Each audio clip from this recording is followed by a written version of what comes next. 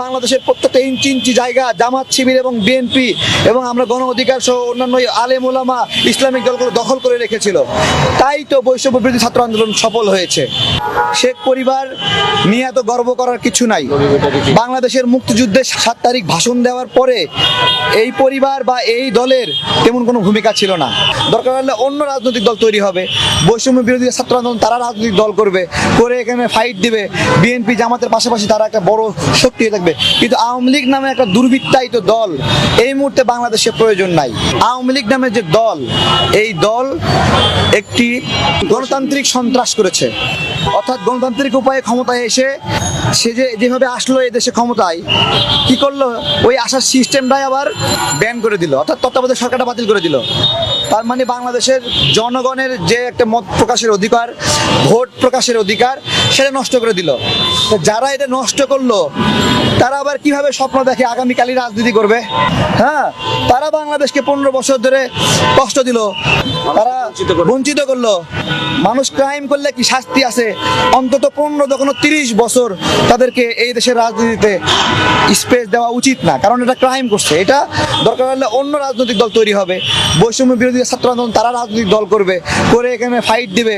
BNP জামাতের পাশাপাশি তারা একটা বড় শক্তি হয়ে থাকবে। কিন্তু আওয়ামী লীগ নামে একটা দুর্বৃত্তায়িত দল এই মুহূর্তে বাংলাদেশে প্রয়োজন নাই। কেন প্রয়োজন নাই? এরা দিনে পারছে না, রাতের অন্ধকারে ডাকাত ভাড়া করে ডাকাতি করতেছে। শেখ হাসিনার চরিত্রটা এরকমই, চোরাগুপ্তা হামলা। এই যে বাইতুল মোকাররমে আছে না, এখানে একটা প্রোগ্রাম ছিল অনেক আগে, সেই প্রোগ্রামে সে বাক্সে করে সাপ নিয়ে আসা প্রোগ্রামের মধ্যে ছেড়ে দিয়েছিল। দেখেন মানুষ কত খারাপ, জনগণের প্রোগ্রাম সেখানে সাপ ছেড়ে দিয়েছে। তার মানে কি সে একটা কালনাগিনী সাপ। শেখ পরিবার নিয়ে এত গর্ব করার কিছু নাই। বাংলাদেশের মুক্তিযুদ্ধে 7 তারিখ ভাষণ দেওয়ার পরে এই পরিবার বা এই দলের তেমন কোনো ভূমিকা ছিল না। এই ভূমিকাহীনতার কারণে দেশের মানুষ ভয় পেয়েছে, আতঙ্কিত হয়েছে, দিক বিদিক শূন্য হয়েছে। সেই সময় দেশকে উদ্ধার করতে এসেছে শহীদ প্রেসিডেন্ট জিয়াউর রহমান। ওই সময় যদি উনি দায়িত্ব না নিত, ঘোষণা একটা বাঁশি ফোড়ানো অনেক জিনিস। বৈষম্য বিরোধী ছাত্র আন্দোলনে আসিফ সাধারণ একটা ছেলে, সাধারণ একটা ছেলে, তাদের নাই কোনো শক্তি, নাই কোনো কর্মী, কিন্তু ওই যে একটা ডিক্লারেশন যে আপনারা সবাই শাটডাউন করেন, আপনারা বাংলা ব্লকেট করেন, আপনারা সব মানে গণঅভ্যুত্থান করেন, এই যে বলে যে এক বাঁশির ফুয়ে নাকি বাংলাদেশ স্বাধীন হয়নি। তাহলে এক বাঁশির ফুয়ে যদি বাংলাদেশ স্বাধীন না হয়, তাহলে আসিফ নাইদের ওদের কথায় কিভাবে আমরা রাজপথে নামলাম? সুতরাং বাঁশির ফুটা সঠিক সময় দেওয়া অনেক জরুরি, বুঝতে হবে।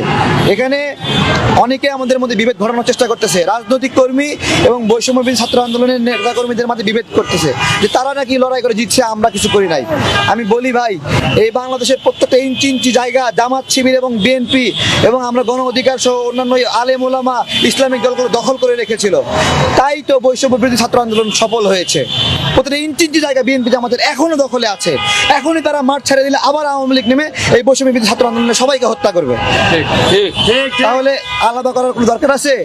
রাষ্ট্র এখন পরিচালনা করছে ইউনূস সাহেব, যা প্রয়োজন সংস্কার যতদিন সময় লাগে আমরা দেব, কিন্তু নির্বাচন একটা সুন্দর হতে হবে। ওই সময় বিএনপি ক্ষমতা আসুক, জামাত ক্ষমতা আসুক, আমরাই ক্ষমতায় আসবো, আপনারাই ক্ষমতায় আসবেন, আপনারা যাকে যাবেন তাকে সে ক্ষমতা আসবে। এই আসার পথটা জারি রাখতে হবে, না হলে ফেরেশতাও দানব হয়ে যাবে।